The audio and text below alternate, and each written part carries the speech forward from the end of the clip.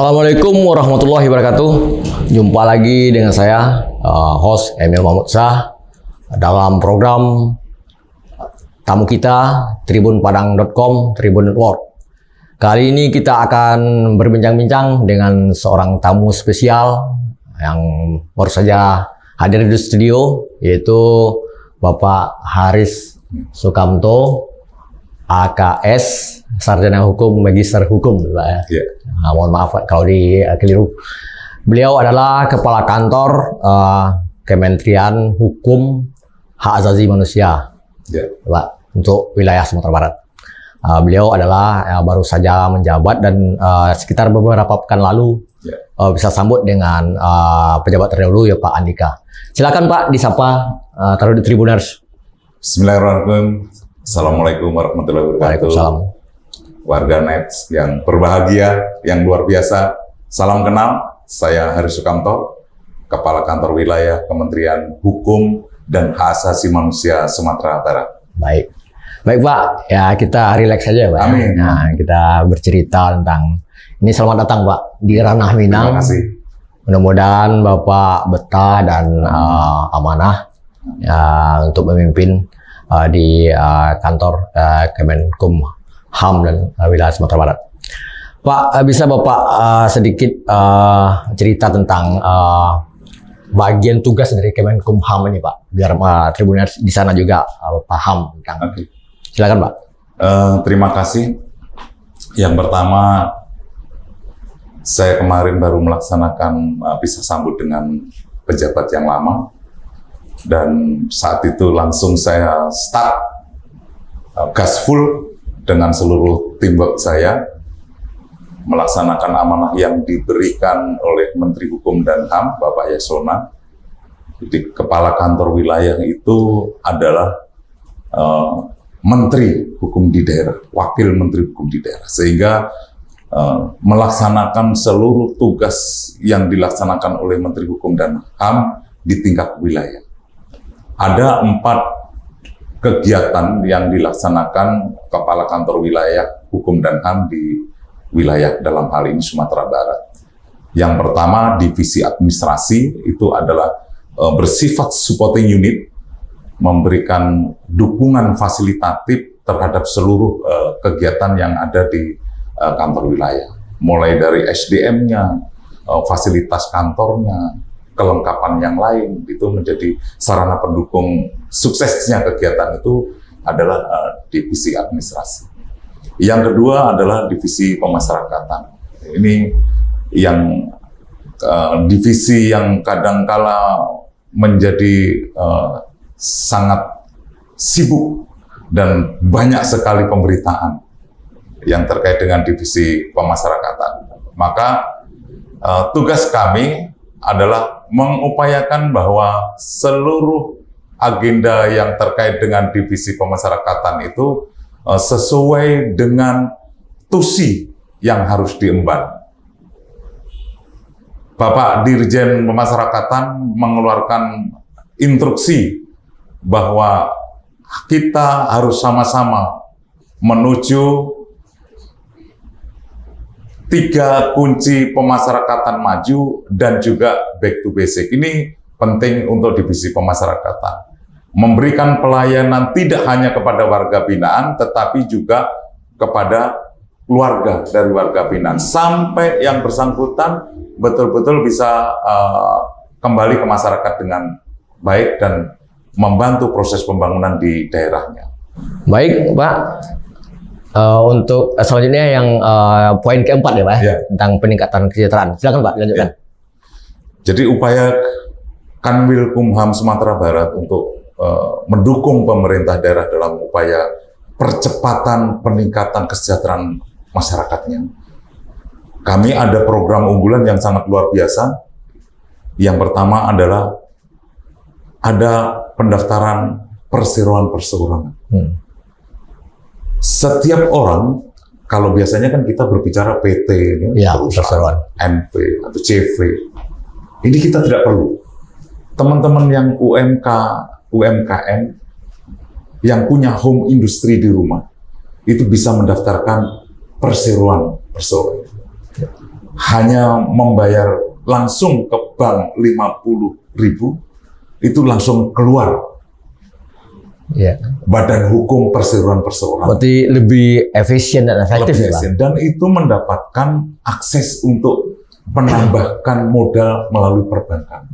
Yang saat ini yang sudah tune betul dengan kita adalah BNI.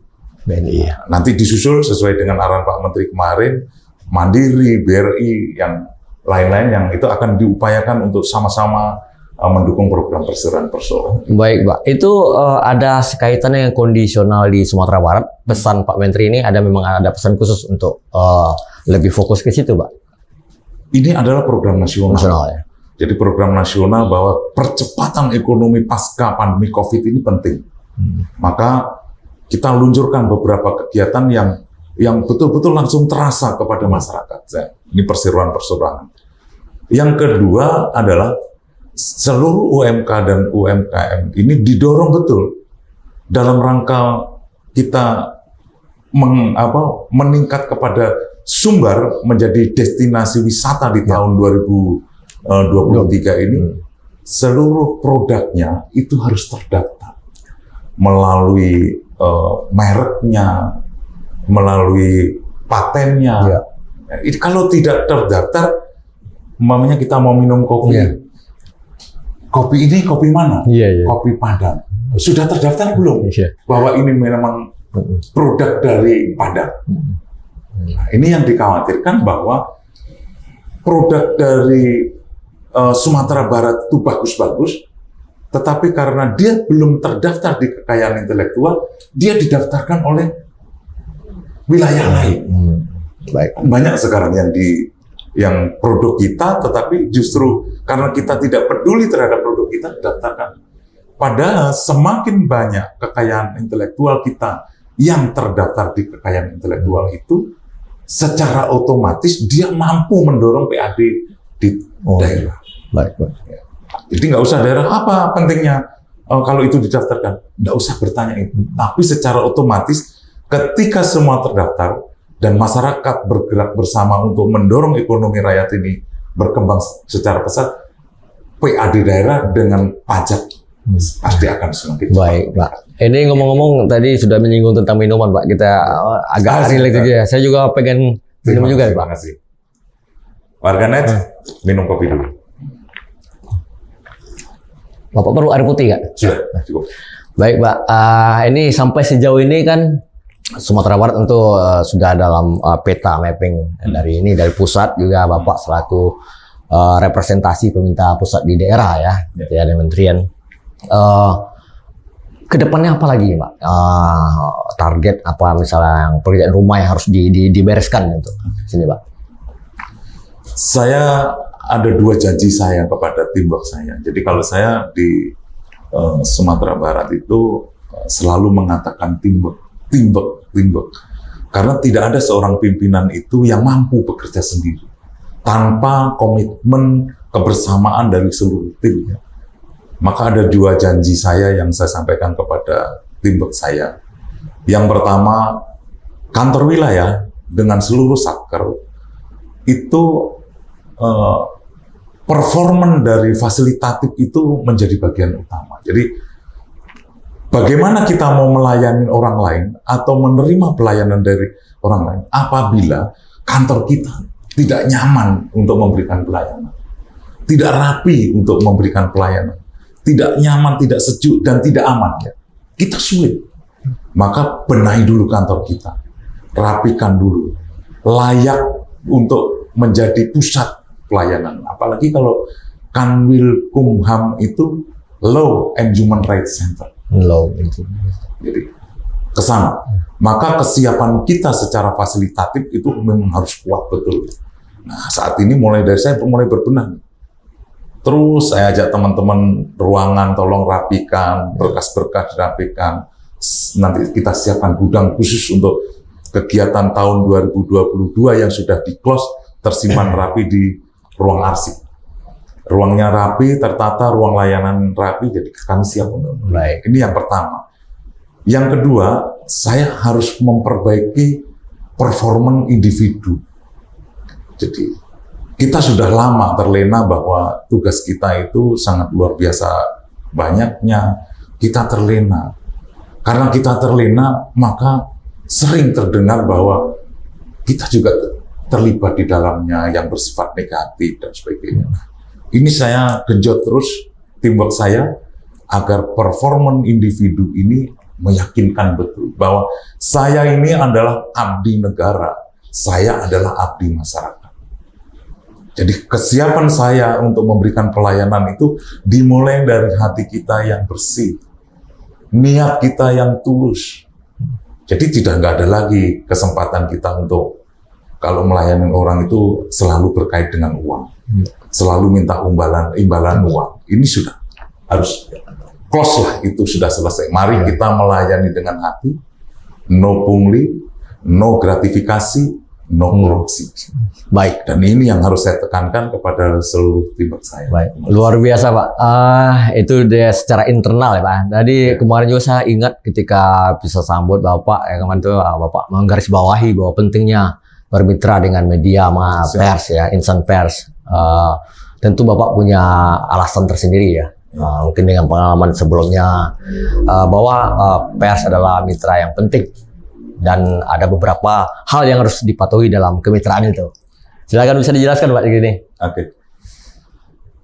Saya bekerja atau kita semua saya yakin kalau dalam bekerja itu tidak bisa berdiri sendiri.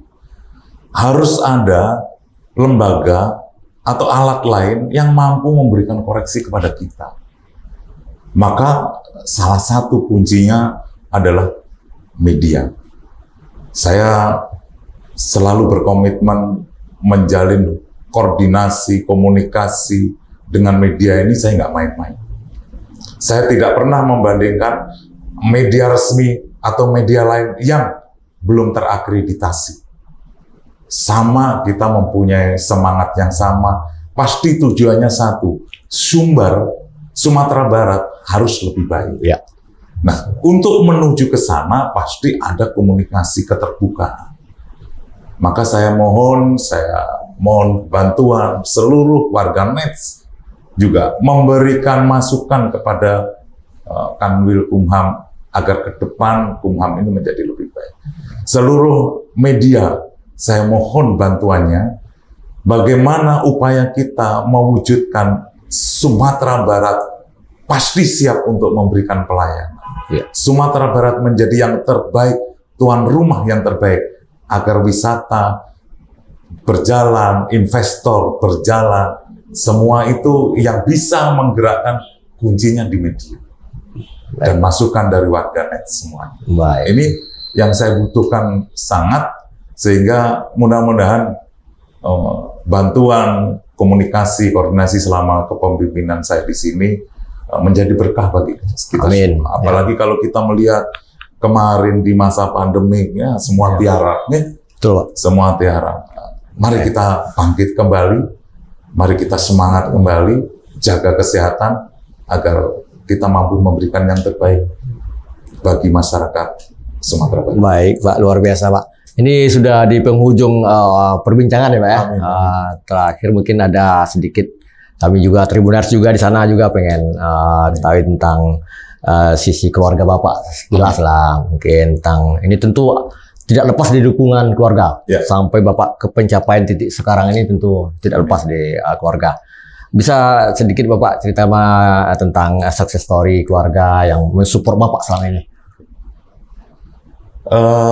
Keluarga saya istri satu, sekarang beliau menjadi kepala SD di Bogor. Alhamdulillah ya. Anak laki-laki 3, alhamdulillah semua sudah mengikuti jejak bapaknya. Ya, jadi tinggal satu yang masih kuliah, tetapi yang satu ini memang lain. Jadi dia lebih suka dengan kemandirian. Jadi melihat bapaknya diperintah-perintah, bapak saja yang sudah kakandil diperintah. Jadi dia nggak mau diperintah. Jadi dia ingin mandiri. Jadi saya buatkan kafe. Jadi dia sekarang mengelola kafe kecil-kecilan. Sekaligus jadi pimpinan situ ya Pak? Sekaligus dia jadi pimpinan dan dia sudah mendaftarkan perseroan perusahaan. Alhamdulillah. Jadi dia jadi direkturnya, dia jadi supaya lebih mudah. Oke. Saya punya pengalaman yang mungkin tidak banyak, tetapi saya sampaikan kepada kita semua termasuk warganet bahwa silaturahmi itu penting. Ya. Jadi dengan silaturahmi mudah-mudahan kita bisa menjaga hati kita, bisa menjaga kekeluargaan kita saling asah, saling asuh, sile asih. Ya. Ini menjadi bagian yang harus kita utamakan. Baik. Mungkin itu saja. Baik, Pak. Terima kasih, Pak. Mudah-mudahan perbincangan ini bermanfaat dan ada beberapa poin penting yang bisa dipetik di sini. Dan Tribuners, kiranya sampai di sini perbincangan kami dengan Pak Haris Sukamto. Ya. Mudah-mudahan sukses selalu, Pak. Amin. Sehat walafiat. Baiklah, sebelum saya tutup akhiri perbincangan program tamu kita, dan silakan Tribuners klik akun media sosial kami, YouTube Tribun Padang Official, akun TikTok dan Instagram Tribun Padang, juga Facebook maksudnya. Terima kasih. Saya akhiri. Assalamualaikum warahmatullahi wabarakatuh. Tribunet luar biasa.